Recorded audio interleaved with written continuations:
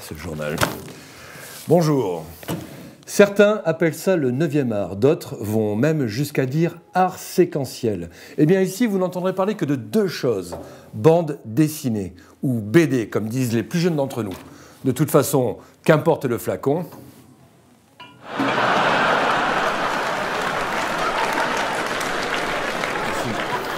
Je suis Francky Ballonnet et je vous souhaite la bienvenue dans le Francky BD Show avec...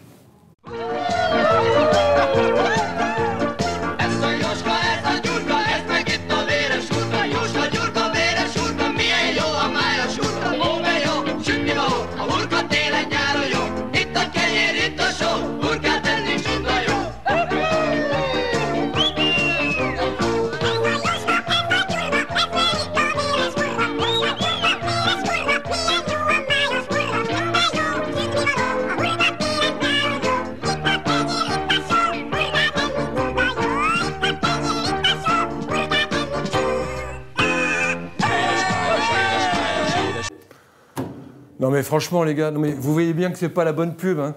Je vais pas commencer à me mettre les partenaires ados dès le premier jour.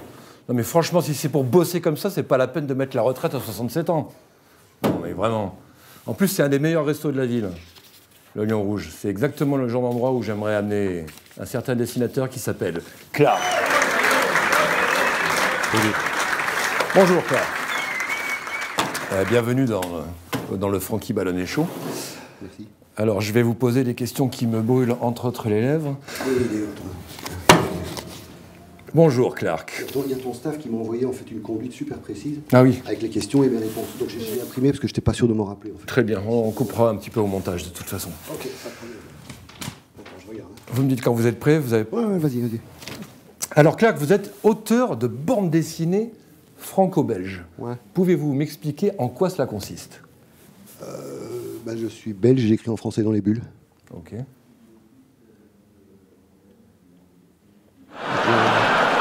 dois développer ? Non. Excusez-moi, je ne m'attendais pas à cette réponse. Alors, Mélusine, c'est une de vos premières BD qui a eu et qui a toujours d'ailleurs un succès énorme.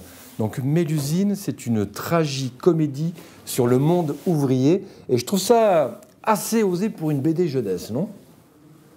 Je sais pas, vu le monde dans lequel on vit, je trouve que c'est bien d'ouvrir les enfants au monde ouvrier. Non ? Oui. Monde ouvrier, on ne connaît pas si bien que ça dans le monde de la bande dessinée d'ailleurs. De toute façon, c'est là qu'ils vont tous terminer, pas dans la culture en tout cas. Donc, non, c'est sûr, le tertiaire c'est un peu dépassé. Ouais. Hein ? Revenons au basique. Alors, mon assistant a vu dans votre Wikipédia que vous aviez fait comme une soupe sans moustache. Je dois dire que j'ai été intrigué car ce sont deux sujets qui m'intéressent grandement. Ouais, j'adore Wikipédia aussi. Ah. C'est formidable. Ils ont notamment une page sur la soupe. Oui. Et ça fait, 15 mètres de long. Tu n'arrêtes pas de déplier comme ça, c'est extraordinaire. Et tu as tout le genre de soupe avec des croûtons, sans croûtons, des veloutés, des trucs comme ça. Et puis j'imagine aussi que ça va aussi par pays. Oui, exact. Coutumes, culturelles, etc. C'est vraiment bien. Je sais exactement ce que je vais faire après l'émission. Votre dernier livre, Urbex. Ah ouais. Oui, c'est assez efficace. Ah donc, oui, votre et pas long du tout, quoi. Je veux dire, c'est bien. Urbex est sorti aux éditions du Bombard. Ouais. Ce sont des chroniques de comptoir en milieu urbain, c'est cela ? Oui, alors là, dans ma feuille de conduite, il est mis que je dois rectifier sur le Bombard. C'est ça, hein, et parler du... En fait, c'est Lombard. Ah ! Lombard, oui. Lombard, oui, d'accord. Très bien. Avant, c'était... Je sais pas pourquoi d'ailleurs ça s'appelle Lombard, en fait. Je crois que c'est à cause de la rue du Lombard à Bruxelles, si mon Wikipédia est exact. Ah oui, donc tu es vraiment sur Wikipédia toute l'année. Oh, toute l'année, tout le temps. Cool. Ouais. Au moment où je vous parle d'ailleurs. Regardez. Ouais. Je me demande s'il y a des liens vers le Lombard depuis la page soupe. Je pense qu'on a vérifié sur la feuille. C'est de la musique, mais bon. Donc ce bouquin, alors c'est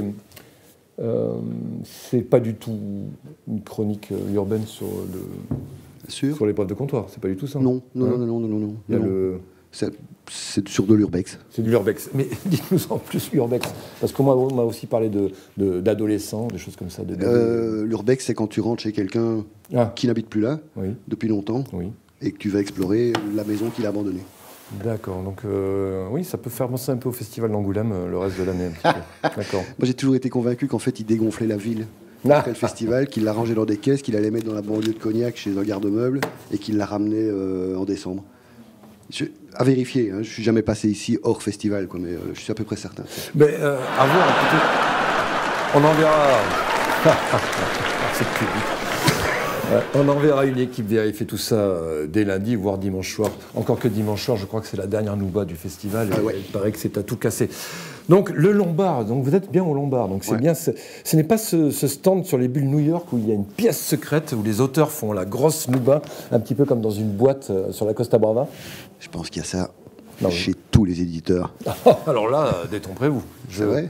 Moi qui mange à tous les râteliers, je peux vous dire que c'est loin d'être le cas. Ok, bienvenue au Lombard. Oui, je crois qu'il y a même une tireuse pour les auteurs qui seraient intéressés pour aller déposer un projet chez eux.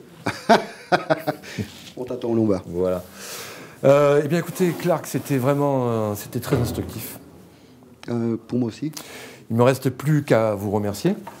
Moi de même. Voilà, mais vous comprenez ce que je veux dire par remercier. Ah, pardon. Voilà. On y arrive. J'espère que le compte y est. Parce que j'ai encore beaucoup d'invités à voir. Merci beaucoup. On souhaite je te rends la conduite. Une très grande chance à... Oui, merci pour l'invitation.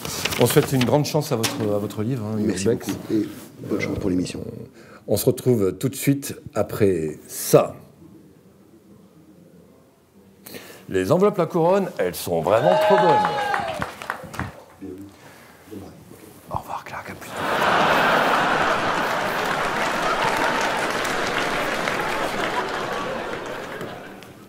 Ah. Alors, on en est où? Il est un petit peu fort, ce café. Alors maintenant, j'accueille quelqu'un que j'affectionne très particulièrement, puisqu'il s'agit de Jana Novotny, que je connais très très bien. Et d'après ce que j'ai pu comprendre, Jana, vous vous occupez du réseau BD Suisse. Exactement. Voilà. Alors, est-ce que c'est une organisation qui aide les dessinateurs et les dessinatrices à s'échapper de Suisse? Oui, c'est un peu ça. Ah. C'est ça pour un bref moment, mais après, on les ramène. Oui. Parce qu'ils aiment se balader dans le grand monde, mais ils adorent rentrer parce qu'on s'occupe vraiment bien de nos auteurs, autrices. On les tient bien au chaud et on les montre ici. Donc, c'est un élevage d'auteurs et d'autrices dans les alpages. Qu'est-ce que vous en avez beaucoup? Oui, il y en a pas mal, mais elles sont pas toujours très visibles. Alors c'est pour ça qu'on a créé ce réseau, de les mettre un peu dans le spotlight. Et comme en Suisse, on parle les différentes langues. On a réalisé que les artistes, ils se comprennent pas toujours. Ils se comprennent pas toujours, mais ils s'entendent très bien pour ça. Et ici, on a 2 stands au Nouveau Monde et avec plein d'auteurs et d'éditeurs et on a un stand dans l'espace du marché des droits. Les droits internationaux. Exactement. Oui. J'ai entendu parler de ce qui s'y passe là-bas. C'est assez édifiant. Alors, j'ai entendu dire qu'une huître en Suisse pouvait coûter jusqu'à 8 € pièce. Et ça, c'était encore avant la guerre en Ukraine. Alors, la BD suisse, à l'image de ces huîtres, est-elle aussi rare et surtout, est-elle aussi chère? Bon, vous avez pas mal d'expérience avec les huîtres en Suisse, alors? Oui. Avec les mollusques, hein, parce que je travaille beaucoup dans la bande dessinée, donc... Oui, alors vous savez très bien que si on ouvre un compte bancaire, il y a une huître gratuite. Alors, ça les rend un peu moins chers. Donc, c'est plus facile d'ouvrir une huître en Suisse qu'un compte, peut-être? Oui, peut-être. Bon. Alors, vous avez la BD suisse italienne, vous avez la BD suisse allemande, la BD suisse romane. Est-ce que la BD suisse est-elle essentiellement traduite en Suisse? Non, ça c'est un peu le problème ou une difficulté parce qu'il y a des auteurs suisses qui parlent allemand et on croit que ou le public ne sait pas qu'ils sont suisses, mais croient qu'ils sont allemandes.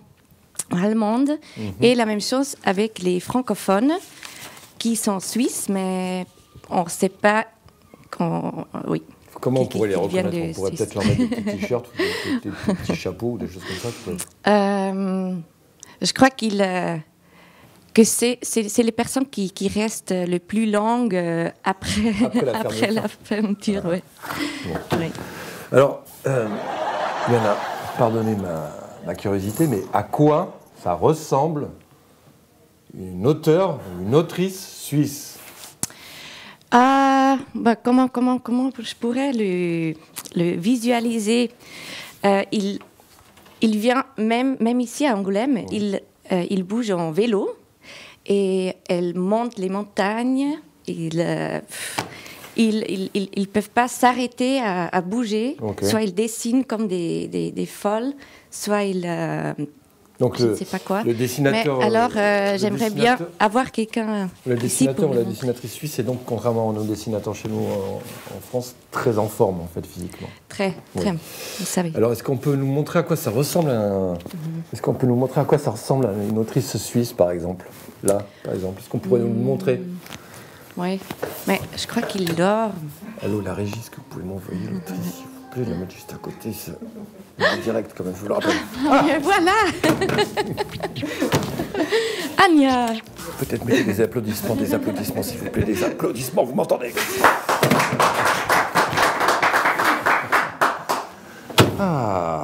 Bonjour. Bonjour. Et puis surtout, bienvenue en France, et plus particulièrement, bienvenue à Angoulême. Alors, vous parlez allemand, français, suisse? Suisse-allemand, but I would prefer to talk in English. Oh. Or we also can talk in... Sure. You know that in French we are rather fluent in English. That's great. So it will be a great pleasure for me to translate everything you will say after this. So, it's written Anja, but it's Jana? Anya. I pronounce it okay. Anya. Bonjour Anya Wiki and welcome at Angoulême. Alors, vos premières impressions sur le festival d'Angoulême. What are your first impressions about our great festival here in Angoulême? Yeah, I arrived yesterday evening, and it's really nice. I'm surprised how crowded it is and how many people here. Yeah, I'm sorry, this is too much for me. I'm not gonna be able to. Alors, elle est vraiment très heureuse d'être ici. Elle adore la culture française. Elle est vraiment surprise de voir à quel point il y a du monde et ça a l'air tellement agréable et c'est vraiment un chouette rendez-vous. Really? Votre livre, In Ordnung. In Ordnung. Yeah, in Ordnung. Est superbe. D'abord, qu'est-ce que ça veut dire, In Ordnung? Your book, In Ordnung, is really great. I just read it. I love it. Grazie. What is it all about and what the title means, please? So, In Ordnung is a story about a person who has a mental illness. Oh. And it tells what she all have, what kind of problems she have in her daily life. And the title should tell that, so it's okay how you are. Okay. So. Very positive, I love it. Alors, In Ordnung, c'est un livre sur quelqu'un qui a une maladie un petit peu mentale. Je ne sais pas si vous voyez de quoi je parle. Et ça parle un petit peu de cette maladie, puis ça explique que, quel que soit l'état dans lequel on est, on a le droit de se sentir bien. Am I correct? Yes. Remarquable. Où c'est que vous êtes allé chercher cette idée? Where did you get that idea? So I would say in daily life. So it's not so difficult to find the idea. So I always make notes and try to bring things together and tell the story. Ok. Alors ces idées, elles viennent de la vie de tous les jours. Hein. C'est pas difficile en fait. Il suffit un petit peu d'observer de ce qui se passe et bien de tout noter. Puis à la fin, tout s'emboîte et ça donne ce superbe livre qui s'appelle Ordnung. Et il est tellement bien que est-ce qu'il va y avoir un tome 2? So good. It's gonna be a second book about it. So I don't know. I think the next book will be about another subject. So, all right. Yeah. So you're not going to the commercial way. No, so far I think it will be something else. Ok. Alors il n'y aura pas de suite, c'est dommage parce que je pense que ça aurait fait une très très bonne série. Et elle partira un petit peu sur autre chose pour le prochain livre.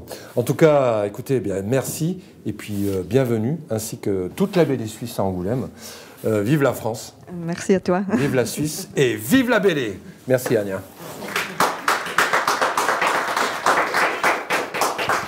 A little gift from our partner. Pour dédier les langues, c'est toujours avec King Spirit, votre spiritueux partenaire.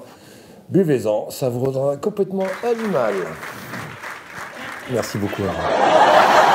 Alors, un petit point météo avant de se quitter. Demain, il fera excessivement chaud dans la bulle des gros éditeurs et vraiment très très très très froid dans l'espace fanzine. Donc choisissez bien votre destination. On se retrouve demain à midi ou à pas d'heure, puisque c'est sur Internet, pour un nouveau The BD Frankie Show. Non, je l'ai mal dit. The Frankie BD Show. À demain.